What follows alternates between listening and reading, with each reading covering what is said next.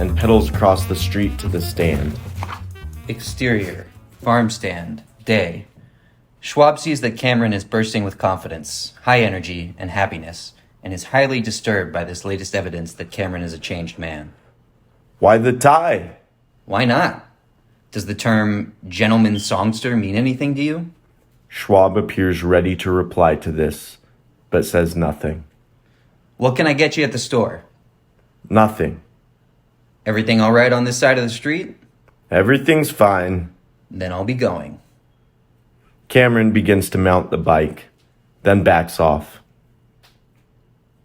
Takes an enormous, deep, rather theatrical breath, and declares, A good, strong whiff of Brazilian air can do wonders for a man. That is good. That is good. Cameron pedals off. Interior, supermarket, day. Cameron sings and whistles as he shops, while exchanging a number of greetings and glances with members of the opposite sex. Then he stands on line behind a middle-aged woman who indicates the flowers she is purchasing. I always have fresh flowers in my room. There's nothing like flowers for brightening things up. Madame, I thank you. A backward Bobby like me can always use a few tips. The art of living has always escaped me. This is good. Interior, Cameron's room, day. Cameron surveys his room, a clean and neat but decidedly monastic interior, and a look of dissatisfaction comes over him. He asks aloud, Am I a man or a monk? He answers his own question, goes down the stairs, marches purposefully across the street to the stand, and gives Schwab a military salute. With your permission, sir. I'm going to bring some females up to the room. They're not going to make much noise, are they? I promise you won't hear a peep from them. Nice. Who are the females? Flowers. All right. I'm starting to get the point. Yeah. Steve, I think was that another third? What page are you on, sir? 26. Yeah, it's 54 pages. One more and you'll be halfway through. I got a rhythm. I'm feeling this Yeah, guy. All right. he's in a rhythm. And one thing I don't want is break a rhythm. Right? Series of shots. Sinatra. Here's a series of shots. 1. Cameron, equipped with scissors, in a field of sunflowers, cutting the smaller flowers from the stems of the colossals, and amassing a huge armful. 2. Cameron reaches high up on a hallway shelf, and brings down half a dozen vases. 3. Cameron, in his room, distributes the flowers among the vases, and places them among the room. 4. Cameron steps back, takes a view of the transformed interior, and remarks aloud, That's better. Interior, Cameron's room, night. Cameron, in fine form, smokes, drinks, and sings, and breaks off, briefly, to tend to the arrangement of flowers. Exterior, cornfield, day. The sound of corn picking is heard. Then Schwab's voice rises in irritation. Jesus Christ! These birds will be the death of me! For your information, senor, those are the same birds that St. Francis wrote a poem to. If St. Francis had been a farmer, he'd never become St. Francis. Maybe not. Definitely not. Cameron breaks into song. And no singing, goddammit. No singing? Are you serious? Was that you singing in your room last night? And the night before? Hold on. Let me try and recall. Yes, it was. God almighty. It's not enough that I have to hear Sinatra. Now I have to listen to you too? Console yourself, senor. I could be singing rock and roll songs instead of Rodgers and Hart. Exterior. Melon patch, day. Schwab is walking the rows of melons, picking them and tossing them to Cameron, who catches them and then stacks them at the side of the road in piles. I just met the most sensuous woman I've ever seen. She was in a silk dress, drove a fancy car. and bought $50 worth of stuff. I'm having trouble getting her out of my mind. Well, there's a pleasurable kind of torture for you. Hey, Tommy, that girlfriend of yours, she fell a long way. Cameron is stung by this, but he maintains complete composure. Who doesn't fall who really lives their life? If she fell, she was beautiful while she was falling. Exterior, backyard, day. Cameron cranks out push-ups and listens with obvious pleasure to music from the songbird. Interior, Cameron's room, night. 7 o'clock. It's cocktail hour, ladies and gentlemen. Cocktail hour has arrived at last. Thank heaven. He dons a necktie, pours a glass of bourbon, and starts to sing, breaking off only to water the flowers. Exterior, cornfield, day. The sound of corn picking is heard. Then suddenly, Schwab's voice is heard rising in irritation. You lost your way again, Tommy. Is the day gonna come when you don't get lost? And is the day gonna come when you manage to state things correctly? I did lose my way, for 5 seconds.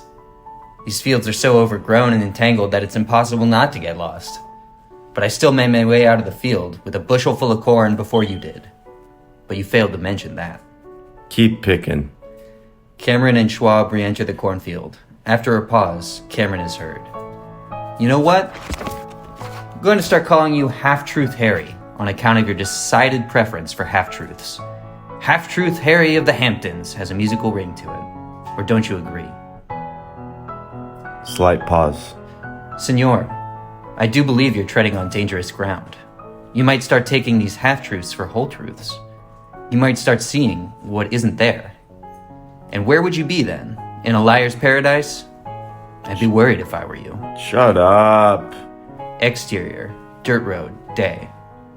Schwab and Cameron are standing alongside the truck, bounded on one side by long rows of strawberry plants. I've got a weeding job for you, Tommy. There's 15 rows of plants.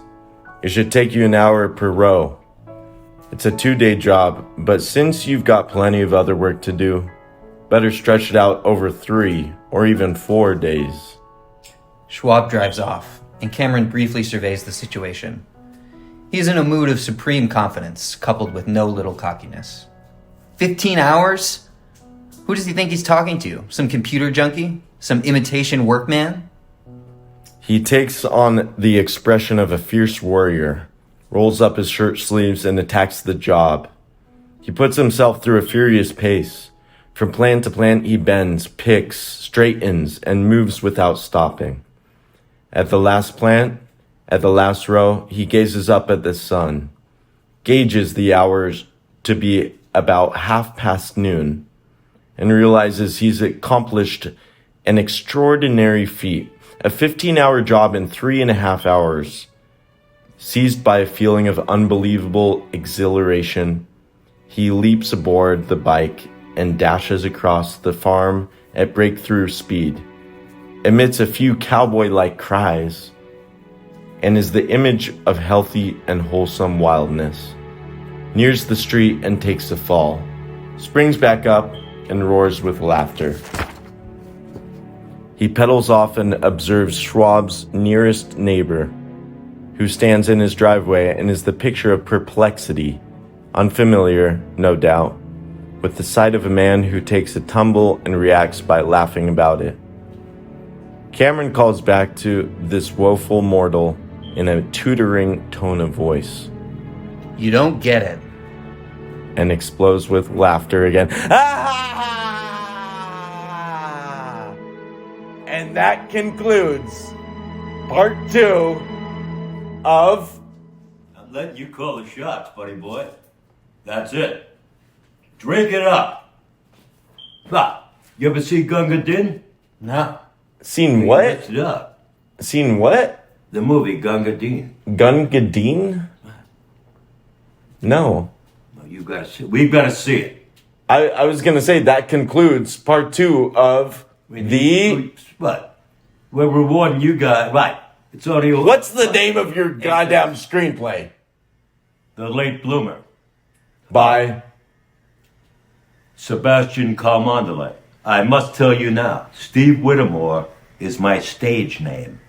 My real name is Sebastian Calmondale. It's the That's in reverse. the next though. screenplay. As soon as we I'll sell take his this to word Woody for it. Harrelson for pennies, and he's got millions. So do his business partners. They're very wealthy men. But let's be honest. If he doesn't buy it, then we're giving one more shot. This establishment has been around. They wrote about this in a marvelous article in LA Weekly. Musso and Frank. You ever heard of it? Yeah, it's an You know an who used to- institution. You know, yeah, legendary. You know who used to ride their horses to this place? Who? These are two superstars. They're up with Sinatra. Charlie Chaplin and Rudolph Valentino. Forget about it. They rode their horse up. Now, their place, what you call it, their nightclub of choice is Musso and Frank. All right. This is not some dump in New York that goes out of business in 2 years. Yeah. It's been around over 100 years, and they haven't changed anything. They attract show business people. You're not getting any bigger than Charlie Chaplin and Rudolph Valentino. This is true. That is true. Not even Sinatra. Sinatra's on their level. Katharine Hepburn would be on their level. Right. I don't know who else. I don't think there is another person in their class. Yeah. Betty Davis. Right. I just heard some people talking about Musso and Frank's. They said no one on staff has worked there for less than 16 years. Now that just tells you one thing about this They establishment. know what to They do. don't. This is not fly by night. Right. I'm not going to Studio 54 in New York, where instead of these, I got Brooke Shields and Andy Warhol. I'm Yeah. afraid not. With all Brooke Shields is not Katharine Hepburn. Right. And Andy Warhol ain't no Frank Sinatra. This is true. Let's be honest here. Marvelous job. Just for Thank you. Marvelous job, Dan. Oh, yeah. So we're gonna what?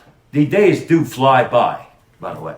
Yeah, next to who else we gonna have? We have to have Miranda in here. But this guy, am I right? This guy reads better than any of us. He reads very well.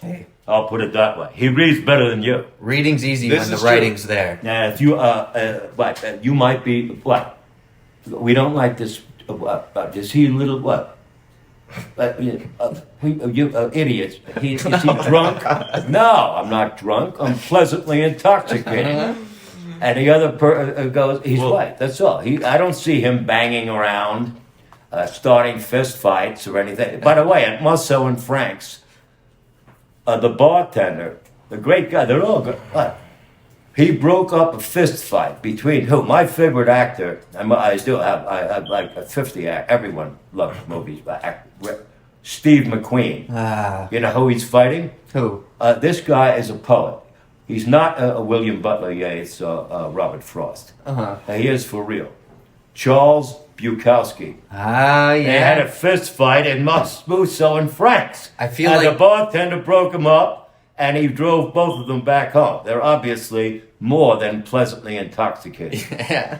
You're not having a fist fight inside of Musso and Frank's. Absolutely. Well, I'm going to break this up real fast. We love both of you guys, but you're artists. But we don't want, this is not Madison Square Garden, the boxing ring. No. A good bartender is just as much a diplomat. Precisely. If he is, and if you're working at Musso and Frank's, you must be a great bartender. Yeah. And I imagine a fight between McQueen and Bukowski would have ended in either someone dead or... I don't know Real about blood. that, but no, these are serious guys, Yeah. and they are tough guys. Although they're not they're not Sugar Ray Leonard. No, they're not. No, they're not. Please. But I imagine them both are the men who wouldn't stop punching. How are you doing on your beer? But besides, what? This is a trash can. But that's empty. Nah, not yet. Almost. Right, Spencer. But I'm good. What the hell movie is my thing? Or it's a TV show? It Well, it was named after you. Spencer's. Oh, Who was in this? The original I watched it with my nephew. wasn't my Spencer oldest one. Confidential. It was Spencer something. I feel like, but I know what you're talking about. He's a good actor. Yeah. He was in his early 20s. It was a classic. It was excellent. Guy He's gets all- out of prison in Boston. I think it was Boston. And not everything Helping is out set people. in New York. P.I. But Spencer P.I. I think it was Spencer Confidential. I don't know why that's calling to me. They just remade it, and it didn't do You know, justice. If you don't- A movie. remakes, If you don't mind me telling, Spencer's. Do you know the show Seventh Heaven? Well, my brother was not a TV junkie like me. I'm not. He liked two shows. The first, I went to the movie. First date and practically the last. This is 67. I'm a 16-year-old senior dating a 15-year-old sophomore, Susan Liebman. We only went out with Jewish girls, my friend and I. The name of the movie, it starred two great actors, Rod Steiger and Sidney Poitier. It's the same time they matched up a white guy and a black, and in a partner movie. They're both great. In the Heat of the Night. But they made a TV show about it. And what? Heat of the Night, is that In the Heat of the Night. Escape from... No. Not Escape from Alcatraz. No. I was thinking, which movie is Sidney Poitier escaping from prison? With the cell Tony the Curtis. Defiant The ones. cell movie. Yeah, the Defiant he's ones. chained to. Bingo. Yeah. We love both of those guys also. I love the two Tonys from New York. Yeah. Bennett and Curtis. See, They're this both is a great. rare thing that you're with two young people who That's not rare. know old movies, classic movies. That is unusual, right? Because starting with Generation X, which means the kids from my sister, brother, and cousin, they don't want to know anything that happened before they were born. I'm telling you. This is like they my brother. Don't want to know it. He the says- only black and white movie they watched, on my advice, is great. I'll tell you who's in it: Paul Newman, Jackie Gleason, Jackie. George C. Scott, who's magnificent, better actor than Newman and Gleason, and a gal. She played Sissy Spacek's mother in Carrie, a movie I don't like. But anyway, the movie is The Hustler. The Hustler. He's a pool hustler. Yep. Eddie Classic. Felsen, Fast Eddie. His one aim, Jackie Gleason. I got to beat the what's he? Minnesota Fats. We got to watch this movie also. This is a great movie. That's the only black and white movie my nephews would agree to watch. It's a shame. That is. However, I'm not going to try to convert them to a love of black and white movie. Well, you know, very good. my brother, he's of the other type than us. That he's like, unless there are explosions, special effects, Oh my God. and sex That's in the even worse movie, than that. I'm not watching it. If it's pre-2000, I'm not watching it. He loved sensationalism. Sex, drugs, and violence and corruption. Let's be honest, that's what it is. And it's nothing to do with The Hustler. There's no sex, drugs, violence. This is a drama. It's about dialogue. Yeah. In this movie, that is important. You're right. It's a shame. It's getting harder to make movies like that now. Everybody wants to Yeah, know because you're your selling them generation tickets. doesn't want to watch them. Yeah, well, unless you got superpowers or something big's gonna blow up, they just don't make the money back anymore. I invited my Now, there's still room, Spencer, for Yeah. a good movie. Fingers but crossed. I invited my friend, to go see a rock concert last night. He says, "No, I was about to call you to invite you to see a superhero movie." Hold on for a moment. What are you using the facilities? Now, Michael Mandel, who typed this up originally, where'd you meet him? Plumber Park. You know West Hollywood? Well, the best scene you wrote. And you managed to misplace everything, sir. But there's no hope for you. I love how you talk to yourself in the third person.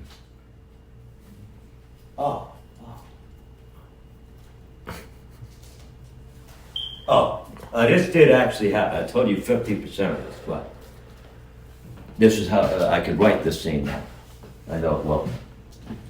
Exterior, farm stand, day. Cameron pedals, he's gotten off his bike. Schwab. You're riding into town? You do know there's a storm coming, Tommy. Tommy, a storm? What do I care about storms? There's a storm inside of me every day. Mm-hmm. Then he rides off. This did happen. I went to a record store in Southampton. This is set in Bridgehampton. Okay. As soon as he mounts the bike, the storm, you don't have them out here. What is it called? A hurricane. Mm-hmm. Cameron rides back. It's 9 miles from the farm. And he's laughing the whole way. Bare-chested. He's in good shape. He exercises. You're talking about yourself, right?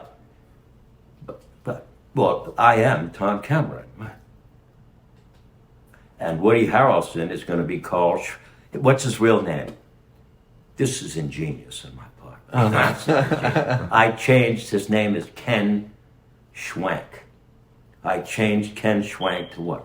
Carl Schwab. That's a genius. No, that's not a genius. A 10-year-old could have thought this up.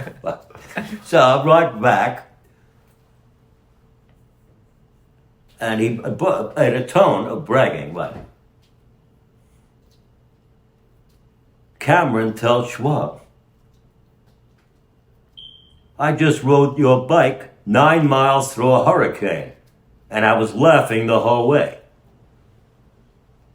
Well, Schwab, you're greater than a superhero. And superheroes are for 7-year-olds. Schwab, whatever.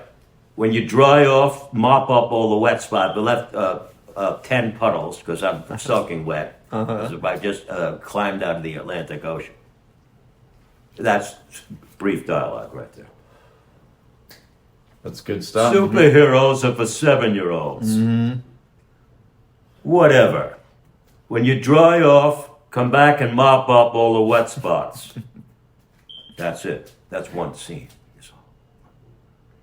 That's a long scene, though, because it starts with Cameron leaving the music store. I'm mounting the bike, and here comes the hurricane. There's no escaping this, brother. I'm eager to, we're moving forward in this script. Hopefully. We have 1/3 left. No, brother. Yes. 54 pages? Yeah, we're at what page? 30? We're past the halfway. Yes, you are. Marvelous. And we're guys were good. Through. You guys were. But I'm curious about the conclusion, because I know you now, but I'm curious to see how you conclude your semi-autobiographical tale. Jump ahead. Is it hard writing about yourself? No, it's much easier writing about yourself. Really? You think so? We already talked. For me, I have the story. Right. Hold on for a moment. I don't know. I feel like writing about myself is as subjective as you can get. Hold on. I know my story better than any other. Right. Yeah, start from the bottom here. You got to read the last. This is the end. Right. Cameron shakes his head and gives out with a short burst of laughter. I can't figure you out. What sort of guy are you anyway? I'm a rock and roller who doesn't like rock and roll music. That's how you could find Sinatra here. Interior, Cameron's room, day. Cameron races back and forth between packages and writing and the table without a second break in between. He completes a set of push-ups, rushes to the writing tablet, and reaches. I strain all day, my dear. My life has become one magnificent strain, and it totally agrees with me to go through life at 90 miles an hour. into non-stop existence. But here, Cameron is seized by an unfamiliar sensation, as an engine might be seized for funning too high. He looks about with bewilderment and alarm when his glance falls upon the bottle of bourbon sitting atop the bureau. He pours a full glass, downs it in 2 swallows, and is immediately restored. Slow down. Slow down. He walks across the hall to an unoccupied bedroom and comes face to face with a rather large painting of a turn-of-the-century nondescript farmer. He addresses it. It's a little early in the day for cocktail hour, eh, Mr. Smith? Laughs lightly and returns to his room to do some more push-ups and writing. Exterior, melon patch, day. Cameron works at his usual fast and effective pace as he loads the cart, but seems somewhat abstracted. Another beautiful day, eh, Tommy? For 5 seconds, there is no answer from Cameron. And then... I'm sorry, what? Schwab eyes Cameron curiously. Exterior, melon patch, day. Schwab is picking and tossing. Cameron is catching and stacking. Cameron fails to catch the latest toss, which lies split open on the ground. Schwab's voice rises in irritation. Come on. Wake up. That's the second melon you've dropped. What are you, lovesick again? That's what it looks like. Your mind's not on your job, 'cause you're thinking of her. Man, you really are something. I'll snap out of it. A melon is tossed, and Cameron manages to turn a routine catch into a juggling act. Yeah, you're lost and gone, all right. And over what? Come to think of it, who are you to warn me about the dangers of seeing what is not there? You, who've been writing letters to a gal who's been dead for 8 months. I've conquered myself. That's all I've been hearing all season. I'm a hero because I've conquered myself. Well, maybe you have conquered yourself. And maybe, if you're not conquered yourself, you'd sooner she'd still be alive. Exterior, field of sunflowers, day. Cameron deposits an armful of sunflowers into a bucket and stands beside the truck next to Schwab. Why don't you take the rest of the day off, Tommy? You've been going hard. Interior, Cameron's room, day.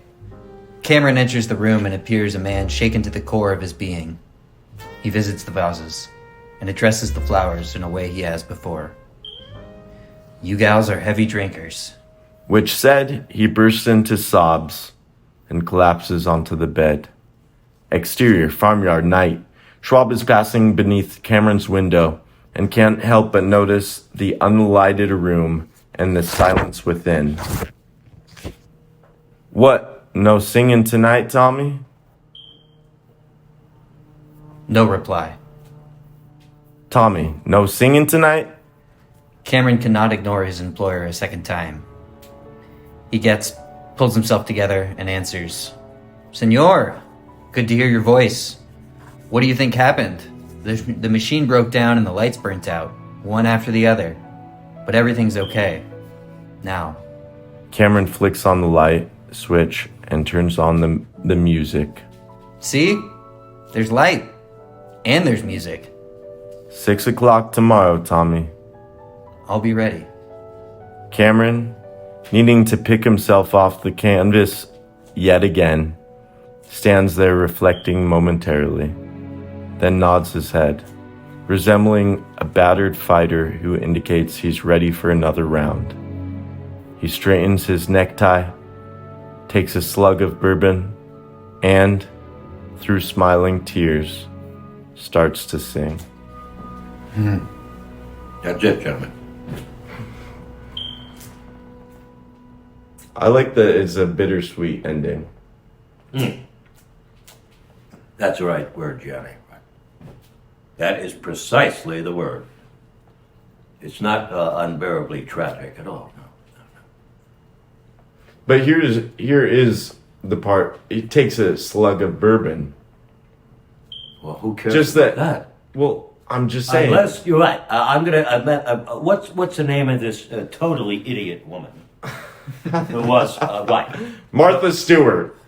No, well, she's up there also. But who went around smashing the windows of all bars and what was her name? Carrie Nation. Okay. Carrie Nation? So she's totally down on alcohol, which has been bound up with civilization from time immemorial. I would say it started with wine. It's alcohol and beverage. Mm-hmm. But she was arrested, I don't know, 53 times. But you can't do this, baby. But you're down on alcohol, that's your business. The human race, all great artists have drank. He has his own line. That's not. Oh, yes. I'm talking about civilized places, buddy boy. There are sober Right. artists who are great. Name one. Here's this line right now. Regarding the subject of drinking. And I'm not listening to fat people either. You don't drink, you must eat a lot, baby. That's your vice. And you sure as hell are not an athlete. Here's his line. If it's good enough for Shakespeare, Picasso, and Sinatra, then it's good enough for me. I'm not about to apologize to you mortals, particularly since you're ridiculously overweight. You say you mortals as if you're immortal. Well, there's the implication of that. What? Well, these sports guys, I eliminated sports. I was a sports fan since I was 8, about 4 months ago. No more, huh? I'm not a sports fan anymore. But they like this word, which is practically synonymous with immortal. Legacy. You athletes do not have any legacy. Who does? Sinatra, Picasso. Artists live on. Athletes don't. As soon as you retire, you're out, buddy boy. This is true. That is not my opinion. It is a fact. You have no legacy. You athletes. Steve, Yes. say goodbye to the people. Before that, what? I want my man Spencer to read this out. This is an open letter to all of you gossip columnists.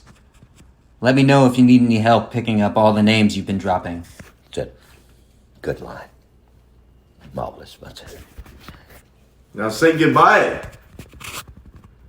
Good night, ladies and gentlemen.